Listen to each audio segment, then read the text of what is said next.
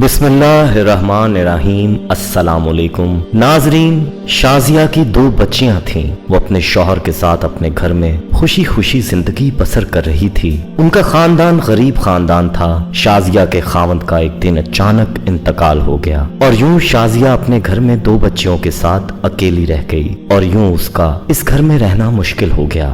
شازیہ اپنی بچیوں کو لے کر بھائیوں کے ہاں چلی گئی اور اپنے گھر کو تالا لگا دیا۔ بھائیوں کے پاس چند دن رہنے کے بعد اس کے بھائیوں نے شازیہ سے یہ کہا کہ وہ شادی کر لے، یوں زندگی بسر نہیں ہوتی، ابھی وہ جوان ہے اور پھر اس کی 2 بچیاں بھی تو ہیں، ساری زندگی ان کو پالنے کی ذمہ داری کون لے سکتا ہے؟ شازیہ نے شادی سے انکار کر دیا۔ البتہ وہ سمجھ گئی تھی کہ اب اس کے بھائی اس کو پاس نہیں رکھنا چاہتے اور اس کی بچیوں کی ذمہ داری لینے سے انکار کر رہے ہیں، لہٰذا وہ اپنی بچیوں کو لے کر واپس اپنے ہی گھر چلی گئی۔ اس کے پاس اس کے شوہر کی جو تھوڑی بہت جمع پونجی تھی وہ ختم ہو گئی۔ اب شازیہ کو اندازہ ہو گیا کہ اس کو کسی ایسے شخص کی ضرورت ہے جو اس کی اور اس کی بچیوں کی ذمہ داری کو قبول کرے۔ اس نے اپنے بھائیوں سے کہا کہ وہ شادی کے لیے تیار ہے۔ یوں اس کی شادی اکرم سے ہو گئی جو ایک اچھا انسان تھا۔ اس نے شازیہ کی بچیوں کی بھی ذمہ داری قبول کر لی اور شازیہ سے شادی کر لی۔ یوں شازیہ اپنی بچیوں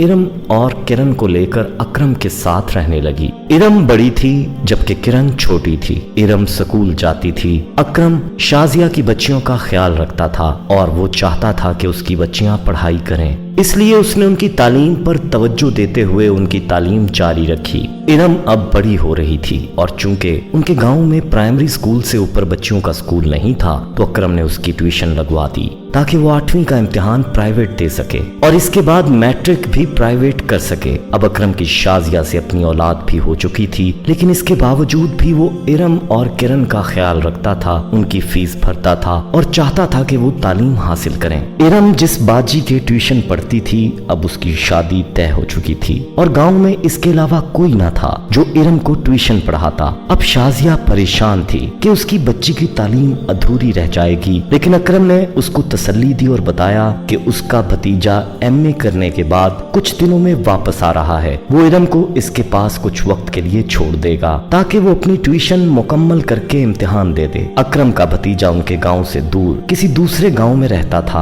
اکرم کے بھتیجے کا نام عمیر تھا۔ جیسے ہی عمیر اپنی تعلیم مکمل کرنے کے بعد اپنے گھر لوٹا تو اکرم اس سے ملنے چلا گیا اور اس کو بتایا کہ اس کی سوتیلی بچی ہے اور اس نے 8ویں کا امتحان دینا ہے، اگر وہ اس کو پڑھانے کی ذمہ داری لے تو وہ ارم کو کچھ دنوں کے لیے ان کے ہاں چھوڑ دے۔ عمیر نے حامی بھر لی اور یوں اکرم ارم کو اپنے بھائی کے گھر عمیر کے پاس پڑھنے کی غرض سے چھوڑ گیا۔ اب ارم عمیر کے پاس پڑھنے لگی اور محلے کے کچھ بچے بھی عمیر کے پاس ٹیوشن پڑھنے آتے تھے۔ ارم کے برابر کی کوئی لڑکی ان کے گھر نہ تھی، اس لیے بچوں کے جانے کے بعد ارم بور ہو جاتی۔ وہ اپنی ماں سے کبھی کبھار فون پر بات بھی کر لیتی اور بتاتی کہ وہ واپس آنا چاہتی ہے، لیکن ماں اس کو سمجھاتی کہ چند دن کی بات ہے، پھر وہ اپنے ہی گھر آ جائے گی اور اس کو کہتی کہ دل لگا کر پڑھا کرو۔ ارم چونکہ عمیر کے گھر ہی رہتی تھی اس لیے اس کو جس وقت بھی عمیر سے کچھ پوچھنا ہوتا وہ اس کے کمرے میں جا کر پوچھ لیتی تھی۔ ایک دن رات کے 11 بجے ارم کو ایک سوال سمجھ نہیں آ رہا تھا تو وہ عمیر کے کمرے میں چلی گئی اور اس سے کہا کہ وہ اس کو وہ سوال سمجھا دے۔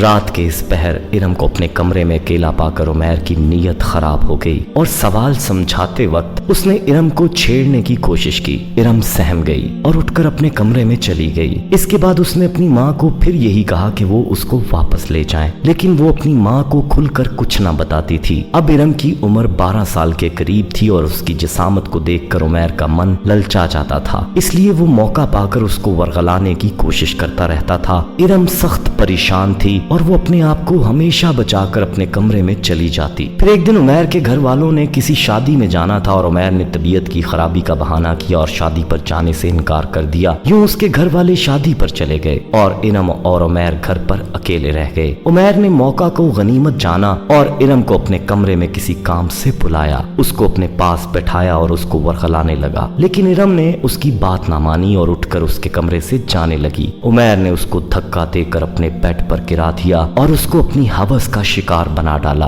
ارم روتی رہی لیکن عمیر نے اس کی ایک نہ سنی اور اس کی عزت خراب کر ڈالی۔ ارم نے یہ سارا ماجرا اپنی ماں کو بتا دیا اور ماں نے اکرم کو ساری بات بتا دی۔ اگلے دن اکرم ارم کو اپنے گھر لے آیا اور اس کے بعد بعد उसने उमैर से बात की कि ये तुमने क्या किया है। उमैर ने अपने चचा के सामने इनकार कर दिया और उल्टा इरम पर इल्जाम लगा दिया कि इरम ने किसी और के साथ मुंह काला किया होगा और अब मुझ पर इल्जाम लगा रही है। यूं अकरम ने अपनी बीवी शाजिया ही को बेइज्जत कर डाला और बोला, दोबारा मेरे भतीजे का नाम मत लेना, वो ऐसा नहीं है। शाजिया सख्त परेशान थी, उसको समझ नहीं आ रहा था कि वो क्या करे। वो अपनी बेटी के लिए बहुत परेशान थी कि अब उसका क्या बनेगा। वक्त के साथ इरम का पेट बढ़ने लगा तो शाजिया उसको लेकर अस्पताल चली गई और वहां उसने डॉक्टरों से मशवरा किया कि वो इसके पेट में मौजूद बच्चे को जाया कर दें, लेकिन डॉक्टरों ने बताया कि इरम की उम्र बहुत कम है और ऐसा करने से इरम की जान को खतरा है, वो ऐसा नहीं कर सकते। शाजिया ने अकरम से दोबारा ये मामला डिस्कस किया। इस बार अकरम मजीद गुस्सा हुआ और उसने कहा, ये मामला मेरी समझ से भी बाहर हो चुका है, अब मैं इरम को अपने घर में नहीं रख सकता, ये मेरी भी बदनामी का बायस बनेगी। लोग मेरे बारे में गलत सोचेंगे और यही कहेंगे कि बाप होकर बेटी के साथ मुंह काला कर दिया, खुद को ना संभाल सका। इसलिए बेहतर यही है कि अगर इरम को जिंदा रहना है तो वो इस घर से चली जाए। शाजिया की परेशानी अब मजीद बढ़ गई थी कि वो अपनी बेटी को किधर भेजे, कौन उसको अपने पास रखेगा। अकरम ने अपने एक दो रिश्तेदारों से बात भी की, लेकिन उन्होंने बिल्कुल इनकार कर दिया कि वो ऐसी बदनामी अपने सर नहीं ले सकते। शाजिया को उमैर पर सख्त गुस्सा था और उसने ये ठान ली थी कि वो उमैर से बदला जरूर लेगी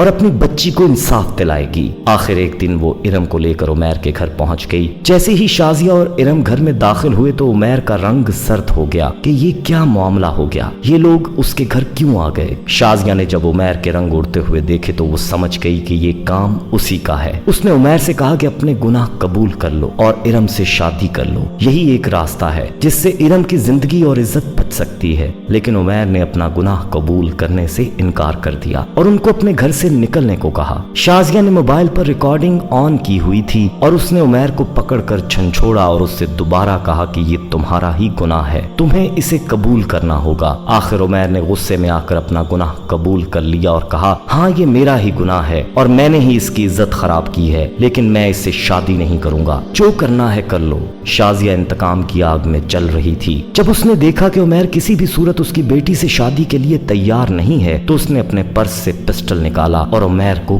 कत्ल कर डाला और इरम को लेकर वहां से चल पड़ी। शाजिया इरम को लेकर सीधा अपनी बहन के घर पहुंची और इरम को अपनी बहन के हवाले किया। उसको पता था कि पुलिस उसको पकड़ लेगी। वो जैसे ही घर पहुंची तो उसको पुलिस वाले हवालात ले गए। अकरम जब घर पहुंचा तो उसको सारे मामले का पता चला तो वो शाजिया के पास हवालात पहुंचा और उससे कहा, ये तुमने क्या कर दिया। शाजिया ने उसको रिकॉर्डिंग सुनाई और सब बता दिया। अकरम ने कहा, तुम ऐसा ना करती, मैं खुद कुछ कर लेता। पुलिस वालों ने भी रिकॉर्डिंग सुन ली थी। यूं शाजिया को बजाय सजाए मौत के 10 साल कैद की सजा हो गई और दूसरी जानिब इरम ने एक मुर्दा बच्चे को जन्म दिया। शाजिया की बहन का एक ही बेटा था और वो इरम को पसंद करने लगी थी। यूं उसने इरम की शादी अपने बेटे के साथ कर दी। नाजरीन, ये थी कहानी 12 साला इरम की कि उसको किन हालात का सामना करना पड़ा। अलबत्ता आपसे हमारा सवाल ये है कि क्या उमैर के साथ शाजिया ने जो किया वो ठीक था या नहीं? उमैर की सजा क्या होनी चाहिए थी?